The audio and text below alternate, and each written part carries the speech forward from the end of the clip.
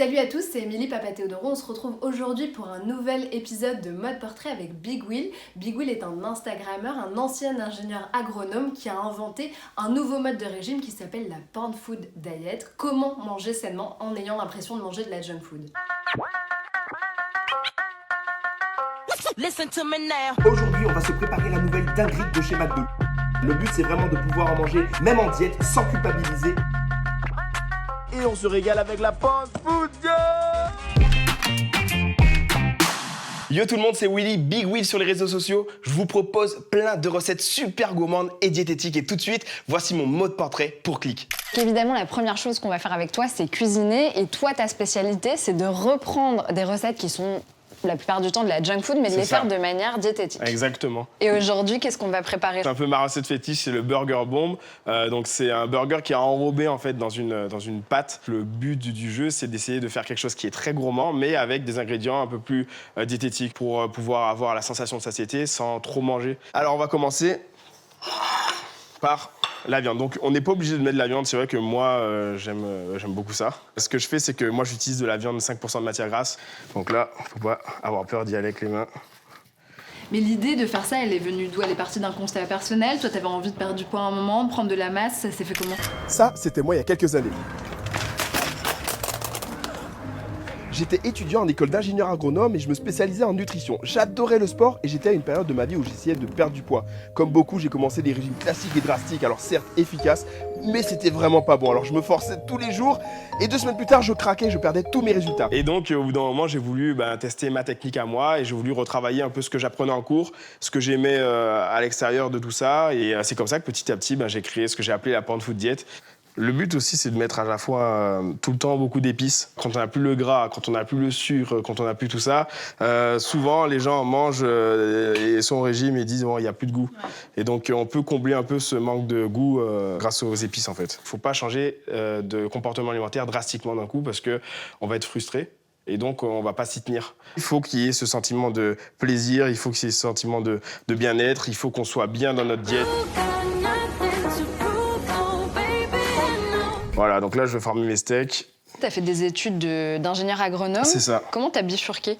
Par la passion, je dirais. Parce que j'aimais bien le sport, j'aimais bien la nutrition. J'avais un pote à moi avec qui on était tout le temps, etc., qui me disait « T'as vu ce réseau social, c'est trop cool, tu devrais t'y mettre, toi, tu fais bien de fitness, etc. » Et j'ai dit « Vas-y, pourquoi pas ?» J'ai commencé à partager mes trainings, ce que je faisais, mes recettes, etc. Les sportifs prennent souvent des protéines en poudre. Et moi, je voulais pas en prendre. Et je m'étais donné le challenge d'en faire à la maison. Donc, je créais ma protéine en poudre, je déshydratais des œufs. J'avais un genre de labo chez moi, carrément, où tout le week-end, ça puait l'œuf parce que je déshydratais des œufs, je faisais plein de choses. Et je partageais ça sur les réseaux sociaux. Les gens ont commencé à bien aimer. Et donc, au début, j'avais juste mes amis. Et de plus en plus, des personnes qui ne me connaissaient pas d'avant et qui commençaient à s'intéresser à ce que je proposais. Et aujourd'hui, je kiffe ce que je fais tous les jours.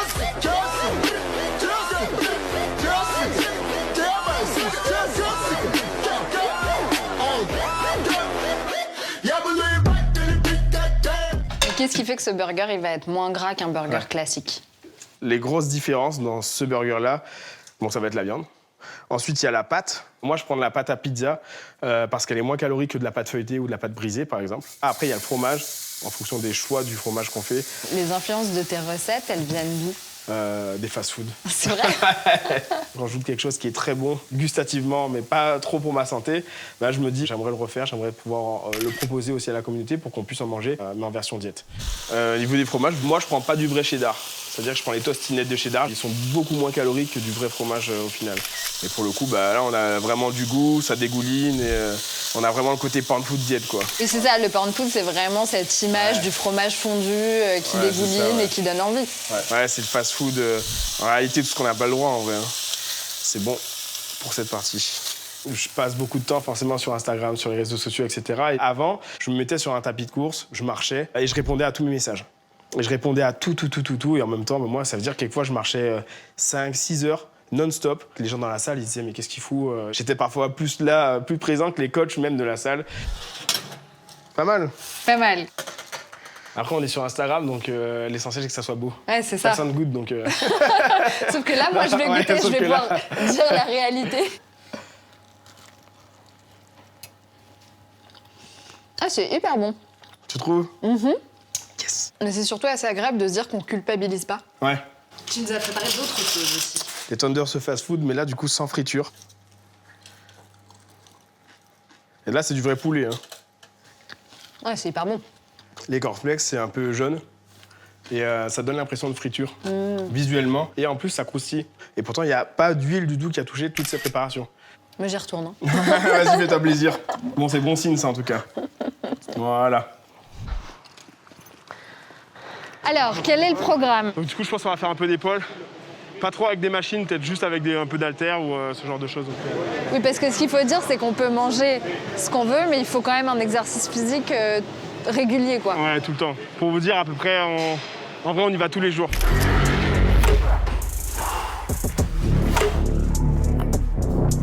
C'est un tout, en fait. C'est une hygiène de vie. Quand on mange bien, on a envie de s'entraîner. Quand on s'entraîne, on n'a pas envie d'aller manger n'importe quoi derrière parce qu'on va gâcher un peu tous ses efforts. Donc c'est un tout global, en fait. Mais c'est quand même une vie hyper disciplinée et d'efforts constants, quoi. Aujourd'hui, c'est plus un plaisir. Par exemple, le midi, on prend pas forcément de poche pour manger. On n'a pas de pause clope. Donc notre petite pause, en fait, c'est de venir s'entraîner, en fait. C'est pas vu comme une contrainte, c'est vu comme un loisir, en fait, plutôt. Et aux gens qui sont pas motivés, qu'est-ce que tu leur dis pour les coacher un peu? Ben, moi, je pense qu'il faut vraiment prendre plaisir. C'est-à-dire qu'il faut pas le faire par contrainte. Il faut pas se forcer à commencer par 5 séances par semaine. Ça sert à rien. On commence par une séance, même pas forcément de la muscu, de la marche, de la natation, du tennis, peu importe, faire un peu de sport. Comme la nutrition. Pas se forcer à faire un truc drastique d'un coup. Commencer doucement, commencer à y prendre plaisir. Et petit à petit, en fait, naturellement, on va avoir envie d'augmenter parce qu'on aime ça, en fait. Et donc là, concrètement, personnellement et professionnellement, t'as quoi en tête? On est notamment sur un restaurant, sur un projet de restaurant. Dont tu serais le chef? Peut-être pas chef directement sur place, par contre je créerai les recettes et j'espère pour l'année 2022 que ça pourra ouvrir. Donc voilà.